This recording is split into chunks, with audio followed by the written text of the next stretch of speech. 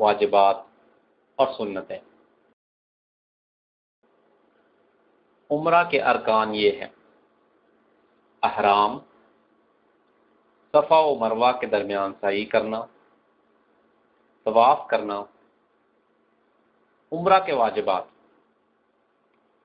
میقات سے ہی احرام باندھنا۔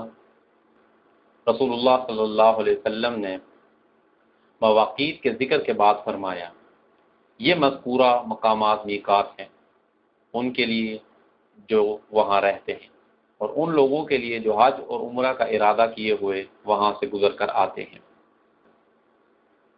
سر منڈوانا یا بال کتروانا، کیونکہ ارشاد ربانی ہے لَتَدْخُلُنَّ الْمَسْجِدَ الْحَرَامَ إِن شَاءَ اللَّهُ آمِنِينَ محلقين رؤوسكم ومقصرين لا تخافون۔ انشاءاللہ تم یقیناً پورے امن و امان کے ساتھ مسجد حرام میں داخل ہوگے، سر منڈواتے ہوئے اور سر کے بال کترواتے ہوئے۔ عمرہ کی سنتیں: احرام کے لیے غسل کرنا اور خوشبو لگانا، ایک ازار اور سفید چادر پہننا، جب سے احرام پہنے تب سے بیت اللہ کی زیارت تک تلبیہ پڑھنا اور حجر اسود کو بوسہ دینا۔ طواف میں اتباع کرنا، اور اتباع یہ ہے کہ وہ چادر کے درمیانی حصے کو دائیں کندھے کے نیچے سے اور اس کے دونوں اطراف کو بائیں کندھے پر رکھے۔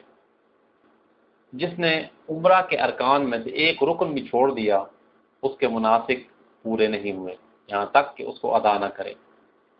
جس نے عمرہ کے واجبات میں سے ایک واجب چھوڑ دیا اس پر دم ہے، یعنی بکری کا ذبح کرنا یا گائے کا یا اونٹ کا 7واں حصہ۔ جس نے عمرہ کی سنتوں میں سے کسی سنت کو چھوڑ دیا اس پر کچھ بھی لازم نہیں ہے اور اس کا عمرہ بھی صحیح ہے۔